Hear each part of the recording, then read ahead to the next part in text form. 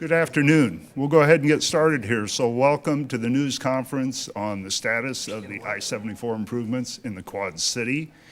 And first we'll have some comments from the mayor. So Mayor Gallagher from Bettendorf, comments please.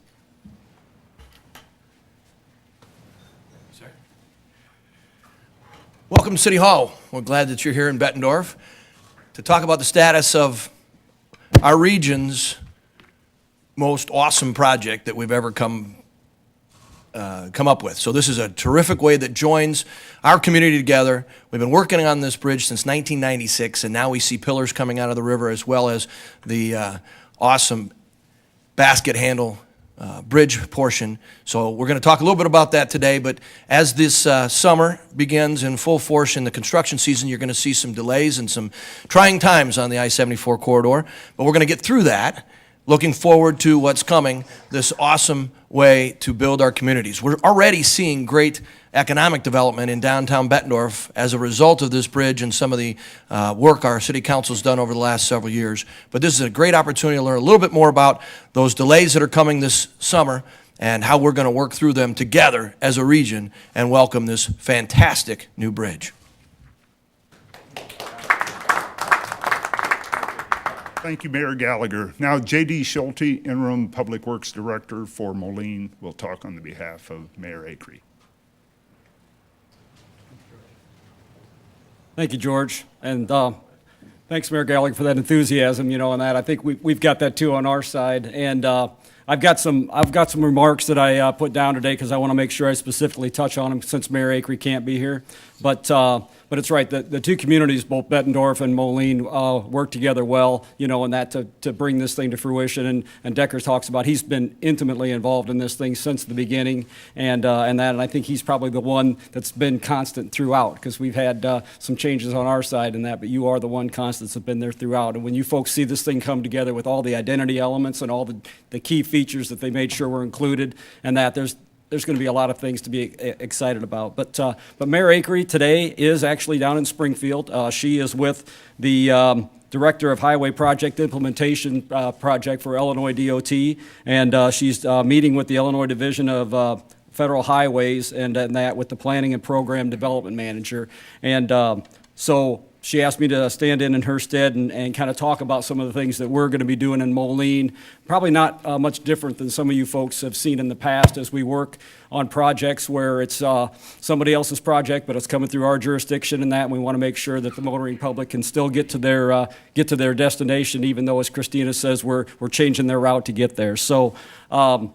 We've stayed in constant communication with the different stakeholders and that the business owners down in the downtown, try and let them know what to anticipate. And we, what Mayor's talking about today down there is we've considered options, on that to make everybody's needs, I guess, paramount during this stage. And we've asked for a different traffic strategy, just something similar to what Decker and I talked about we had in 2016 to maybe try and keep some of the westbound traffic up on the interstate. And so she's down there communicating that with them today and we'll, talk more about that if there's any interest in looking at that alternate strategy. What we're going to do in Moline is make sure that I saw Daryl Preston's here today, our construction manager, and what we're going to do in Moline is make sure that we take some of those strategies we used on John Deere Road, and they worked quite effectively for us, and that was signal timing. And so we've gone along that 19th Street corridor, and George is going to talk to you about some of these different routes, and we've put manual controls in on some of the traffic traffic controllers there for the lights. And so that way, if we have to get involved, if the trains cause impacts and backups that we can't clear naturally and organically, then we're going to be able to get in there and do manual controls on those traffic signals and that to help clear the traffic and gridlock. Daryl has probably got $11.5 million worth of local road improvement projects going on this year, but he's working on staging and working on sequencing to make sure that they have the least amount of impacts on this project and the traffic that's going to be coming down through the downtown. So we're asking motorists that are going to the Tax Slayer Center, and I'm going to hand out my notes today to any of you folks in the media that would help us get this message out. But the folks that go to the Tax Slayer Center for non-ticketed events, we don't have that direct line of communication with them to let them know what routes are preferred and the, recommended route of travel. So I've got some website information here I'd like to get to you folks in the media that are going to help us get this message out so folks don't have a level of frustration when they're trying to get to those non-ticketed events. Folks that use Ticketmaster and different mechanisms like that, those communications are seamless and it gets right out to the ticket holders, but unfortunately, we have a lot of non-ticketed events at TaxSlayer, and it's important for us to communicate with those event goers. Other than that, I just want to applaud our council and our park board and those folks for being as involved in this project as they have in Moline. I think they showed how civic-minded they are here recently by closing the eastern end of Ben Butterworth Parkway and closing Old River Drive to help facilitate the construction of these floor sections of the arch span on land. And, we're preparing for record floods again this year and that, so I know it would have been super challenging to try and do that out in the channel. And so, I'm proud of our city for trying to come along and use some out-of-the-box strategies to help facilitate this project and do improvements to the schedule where we can. So thanks for letting me make some remarks today on that, and we'll turn it back over to George. Thank you, JD.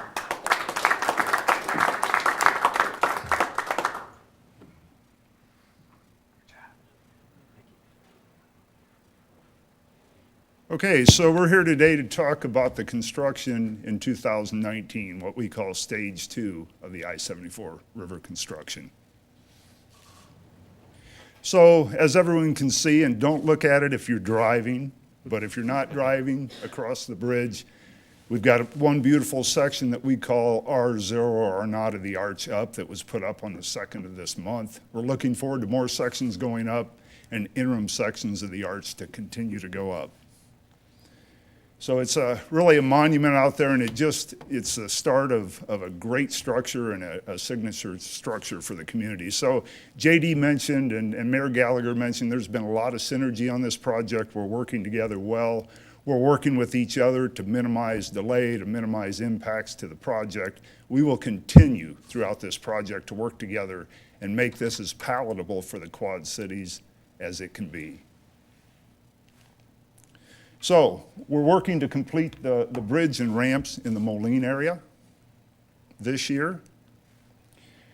So in the end, I-74 will be 3 lanes between the river and Avenue of the Cities, and then the portion that's south of Avenue of the Cities is already 3 lanes in each direction. It did not fit the staging scenario of the rest of the corridor.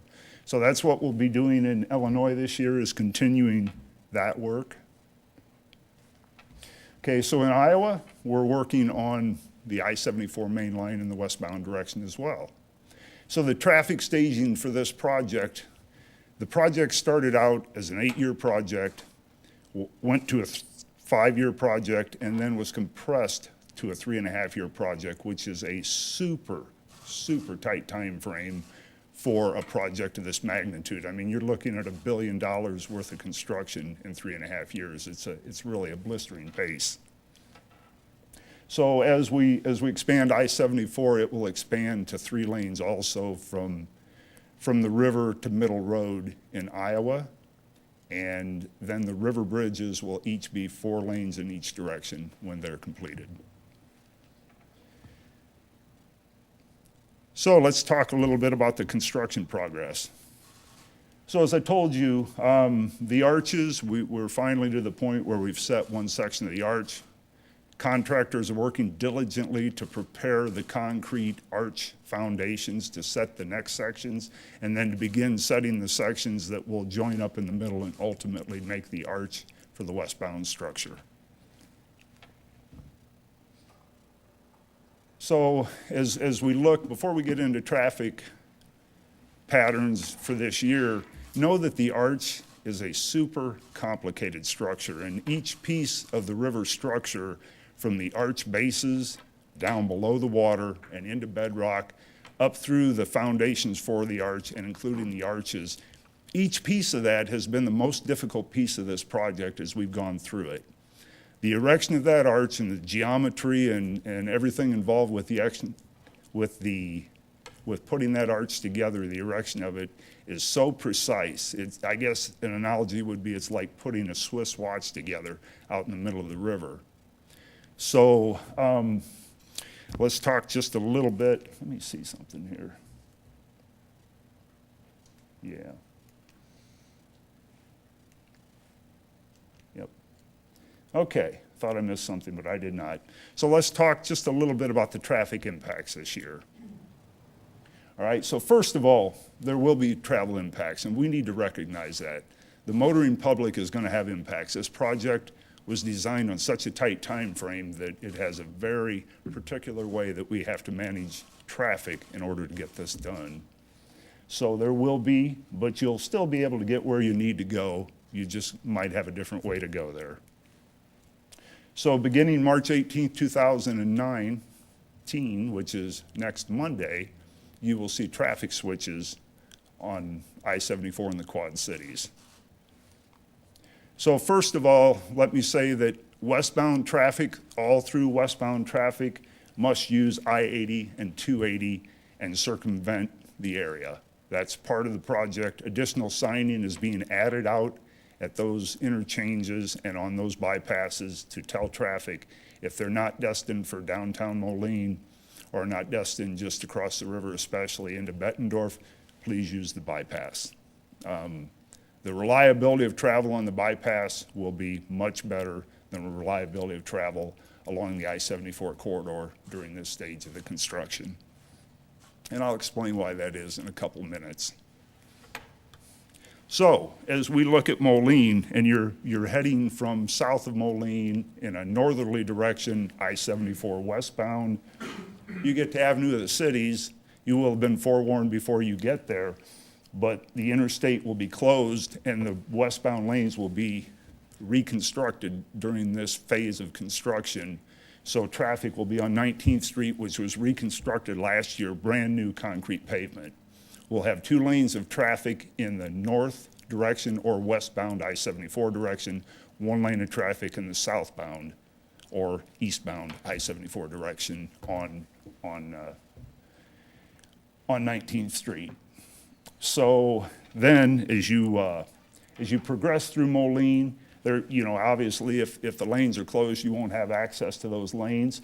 And then traffic, local traffic that wants to go to Bettendorf will have 1 lane available on the existing I-74 bridge to do so. So traffic that makes it to River Drive, if they want to go to Bettendorf, will be able to hop on that ramp that they've used for years and go across the river 1 lane into Bettendorf. Okay, so as we said, Iowa-bound traffic reduced to 1 lane. Okay, on the Iowa side in Bettendorf, traffic will have to exit I-74 at exit 4, which is the Grant Street exit. Then traffic for the first 6 to 8 weeks will take Kimberly Road up to Middle Road back to I-74, and then they continue westbound or in a northerly direction on I-74. So as I said, this will last for about 6 to 8 weeks. So roughly March 20th through May of 2019. Also, trucks will be signed. Any trucks that make it through here, probably local in destination, will be signed to go up to Spruce Hills to enter the interstate. That way we split that traffic. Okay, so then once the work's done on the south side of I-74 that we need to get done in that first 6 to 8 weeks, in Bettendorf, traffic will be shifted to a new stage where they'll stay fairly well where they are today and access Interstate 74 via 14th Street. Okay, so what we would ask the motoring public is watch for signs, watch for detour, watch for local signs. Message boards will announce delays due to trains at close to 4th Avenue in Moline, and that's a little bit of what JD talked about. There's a concern on Moline's part about delays due to trains. So the DOTs and the cities are working together to try to eliminate or soften some of those fears, and that's part of what's going on in Springfield today. What I can tell you is the DOTs and the cities are committed to working together to make traffic flow as good as it can be in the Quad Cities during this stage of the project, which, as I mentioned before, is the worst stage of the project for traffic control and for motorist inconvenience and delay. So we're committed to continuing that effort to make sure that we do as well as we can. And anytime you have traffic restaging like this, major traffic restaging, the first 2 or 3 weeks is going to be real tough on people because they're learning, we're learning. We will continue to fine tune the traffic control to minimize the impacts, and JD mentioned signal timings and like. The cities will be working with us to time signals to get traffic through the corridor as best they can. So it's a learning curve for all of us. We take our best shot at making it as good as we can, and then we adjust as we have to, and we will continue to adjust. So we are changing your route, but not your destination. And I do want to point out, and this has been a big concern with the businesses, you'll still have access to all the businesses in Moline and Bettendorf. You may have to get there a different way. It may take you a little longer, but please don't hesitate to still utilize those businesses throughout construction. It's important to them that you continue to visit them. So what I would like to say is slow down, be cautious, expect delays during the project, during this stage of the project. So as we look at the project, the other issue here is that we're confident at this point in time that the river bridge will be done towards the middle of the year in 2020 rather than Thanksgiving of 2019. We've run into major flooding in the river. We've run into cold, snow, ice, just a lot of weather factors as well as the complexity of the project. So while it looks like they're making great progress, which they are, and they've done a lot of work in a little over a year and a half, but we are behind at this point in time. We continue to look for ways to move the project forward in a more aggressive manner. We've taken several steps. JD mentioned some of the things that Moline has done that's going to buy back time on this project through letting the contractor pre-assemble the floor sections of the arch. There was some land that was made available to stage some girders on that side that's going to save time. We continue to look for ways to save time in every manner possible. The one thing we will not do is compromise quality to save time. So, we're going to demand a level of quality on this project so that when it's done, it's the 100-year bridge that everyone expects it to be in the Quad Cities. So within the bounds of not affecting quality, we're looking for every way we can to get this project done and the river bridge, the new westbound river bridge, open as soon after late November of this year as we can. And we will continue to do that. So,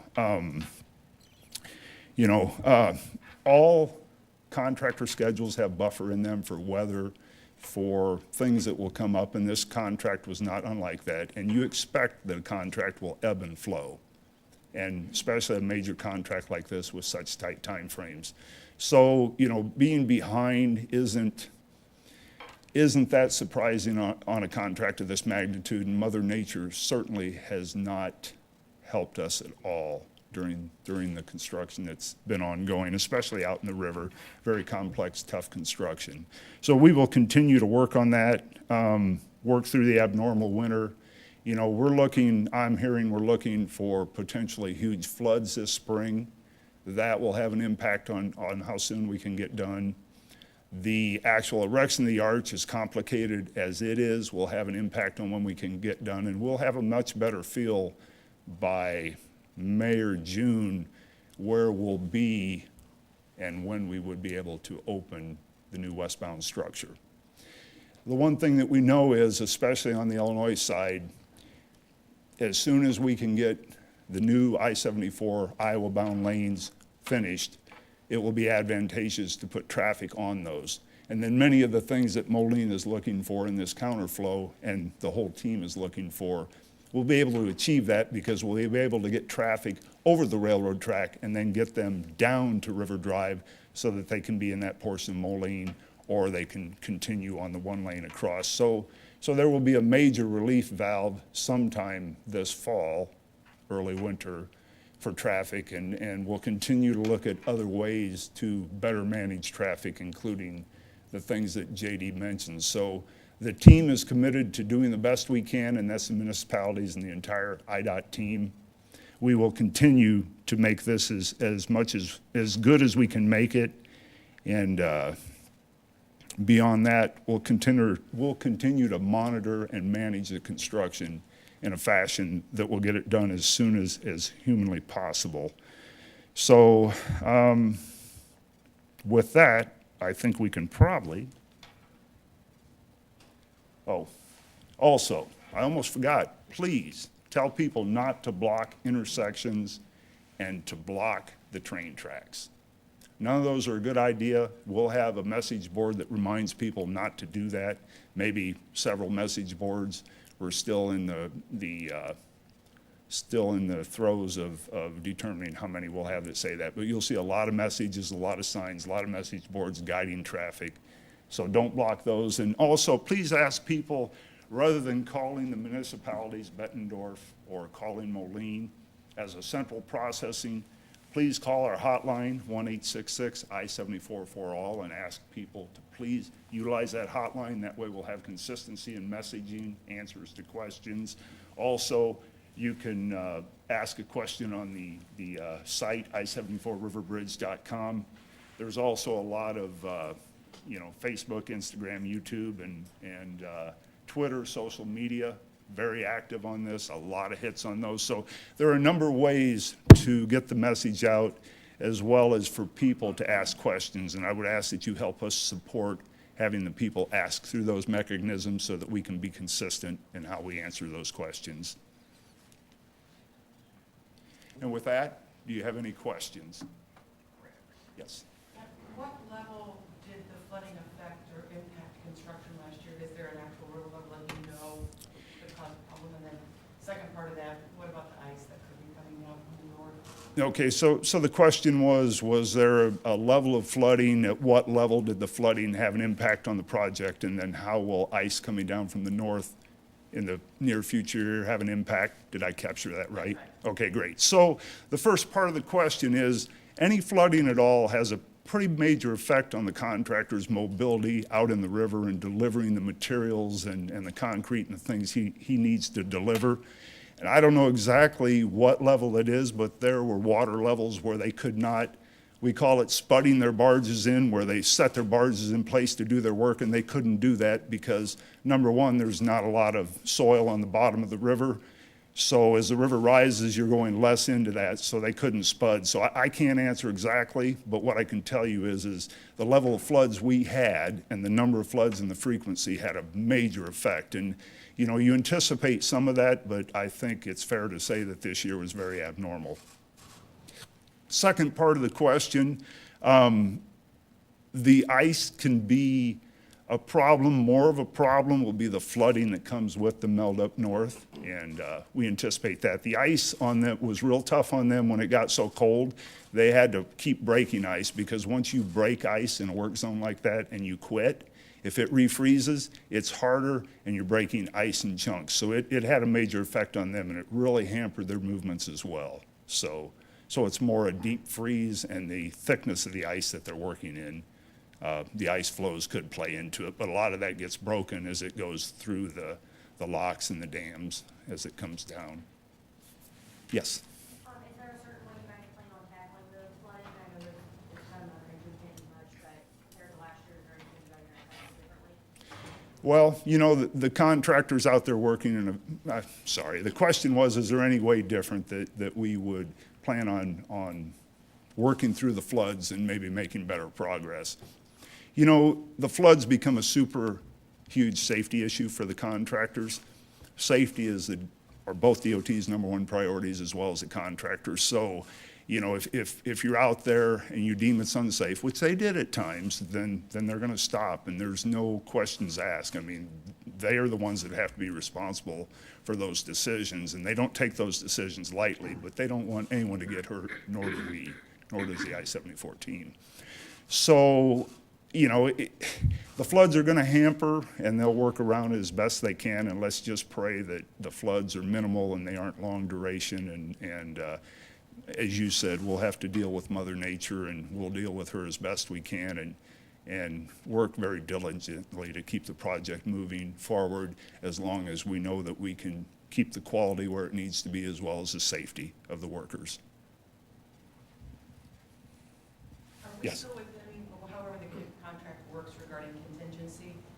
I know that we were supposed to be using westbound by, I think you mentioned Thanksgiving was the goal date. Are there sufficient days in the contract that the contractor's gonna work with? I mean, how much trouble are they in is what I'm asking financially? Well, there are incentives and disincentives for getting done early, getting done late, and, you know, with all the delays, the DOTs will be looking at how that all works and, you know, what was attributable and couldn't be helped. So there's a whole nother process that goes on irrespective of what the contractor is doing. The contractor is pushing as hard as he can to get done. The DOTs are doing everything they can do to get the contractors done, and then the paperwork side of that and the incentive, disincentive will fall out later. So we don't let those kind of things hamper the project as we move forward. There are considerations to be looking at this time, but we don't let it hamper the progress of the project. Does that answer your question? It does, thank you. Okay, great. Yes. Can you talk about some of the things that they might be able to do on land if there is very major flooding? Okay, so the question was, what could they do on land? And I think you're talking about the river contractor, if there's major flooding, perhaps? Or am I putting words in your mouth? That's true. Right? Okay. So as we said before, Moline has come up with an area for them to pre-assemble big sections of the arch floor. Otherwise, they would have to do that out in the river from a barge. So this will help immensely the timeline of the project. It will gain us time back. We don't know how much. So there's one instance. Moline also provided land for them to stage girders so that they can stage the girders closer to where they need to go up, so that buys back time. We're looking at and in fact will be purchasing some material to help the fit up of the arch as we move forward. So there's some extra material that would take weeks to get if we didn't have it on hand that will help buy time. So we're looking for everything we can to buy time back. We will continue to look for instances where we can get this project delivered to the public and get the westbound structure open as soon as possible. We realize the inconvenience that puts on the traveling public. Did anybody make any flood marks of how high the river got on the new piers at all? You know, so the question was, did anyone make flood marks on how high the river got on the new piers? I don't know the answer to that, but I suspect somebody may have somewhere. They may not want me to know about that. I'd probably scold them. Yes. I have a question. You know, the two big metal piers on one side of Bill Cole, one of those. Okay, so you asked what the two big tall metal piers were. You talking about the green tower looking that's right behind where the arches are coming out of is? No, the two big frames this way, then on top goes this way connected. Oh, okay. What those are is that's where the arch will take, if I understand you correctly, you're asking me what they're concrete. What you're talking about is concrete. Metal, steel. Okay. Well, there are some forms out there that they're utilizing to pour concrete. There's steel out there that are towers to facilitate the erection. So I'd have, are they dark steel or are they green? Dark steel. Dark steel. A big triangle like staying up like this, all connected. You know what? Let me back up. I got a photo of it, I'm sure, because I'm not clicking on what you're asking me. I'm sorry, but That's okay. let me see if I can find it.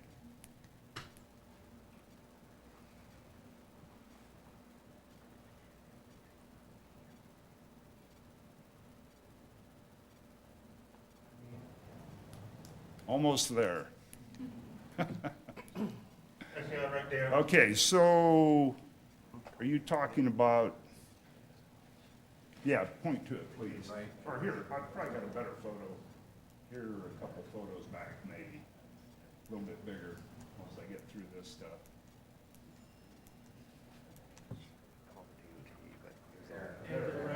Now those, one of those, that, these two things. Yeah, those are the green towers. So as you build an arch, the arch is cantilevered out into midair from both sides, and then they join it in the middle.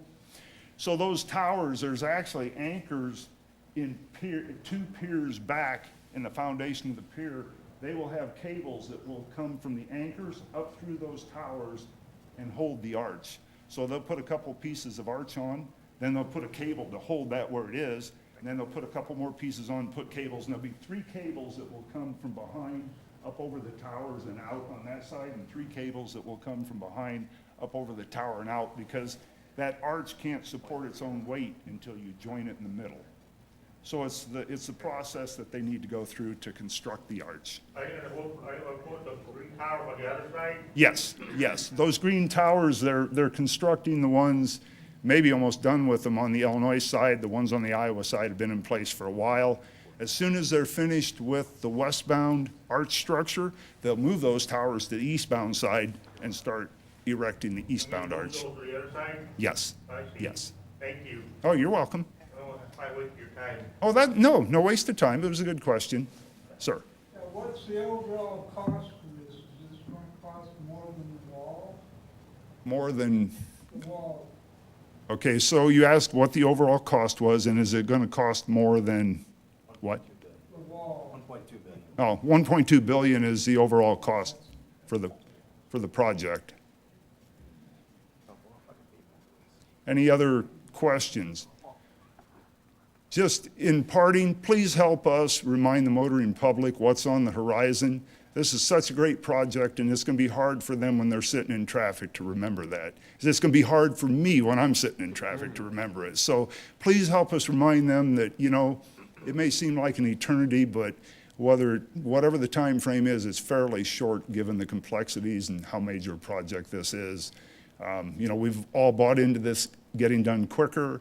With it getting done quicker, there's a certain amount of pain for the staging we have, and we know this is the worst year. From here, it won't be smooth sailing, but it'll be a lot better. So once we get through this stage of the construction, it'll be much, much better. Appreciate your time and attention and the questions. And if there are no other questions, press conference is complete. Thank you.